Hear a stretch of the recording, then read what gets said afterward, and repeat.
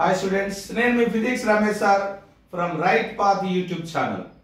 ఈ రోజు నుండి డిఎస్సి హెచ్జిటి స్కూల్ అసిస్టెంట్ విద్యార్థుల కోసం, అదేవిధంగా గ్రూప్ 1 గ్రూప్ 2 విద్యార్థుల కోసం ఫిజిక్స్ కెమిస్ట్రీ కాకుండా ఇతర సబ్జెక్టులను కూడా మీ ముందుకు తీసుకురాబోతుంది రైట్ పాత్ యూట్యూబ్ ఛానల్.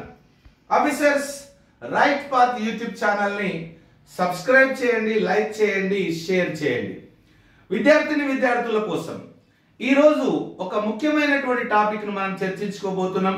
అది హెచ్జిటి వాళ్ళకు, స్కూల్ అసిస్టెంట్ వాళ్ళకు, రేపు ప్రిలిమ్స్ రాయబోతున్నటువంటి గ్రూప్ 1 విద్యార్థులకు కూడా ఉపయోగపడుతుంది.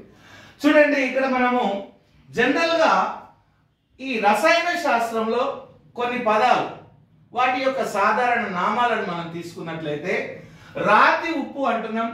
రాతి ఉప్పు అంటే సోడియం క్లోరైడ్ NaCl అన్నమాట.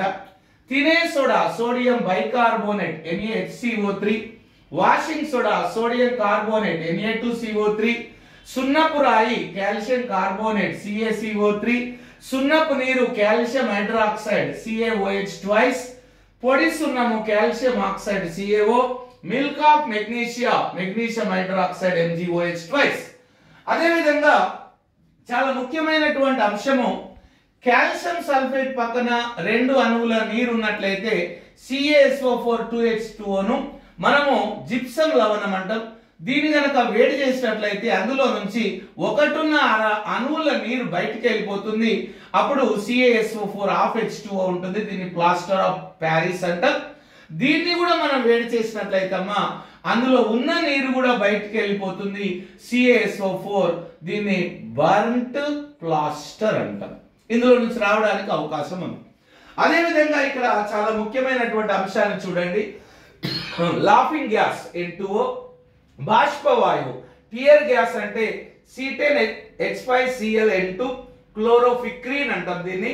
ఫ్రియాన్ CCl2F2, పాసిజీన్ అంటే carboxyl chloride COCl2, blue vitriol copper sulphate, green vitriol ferrous sulphate, white vitriol zinc sulphate.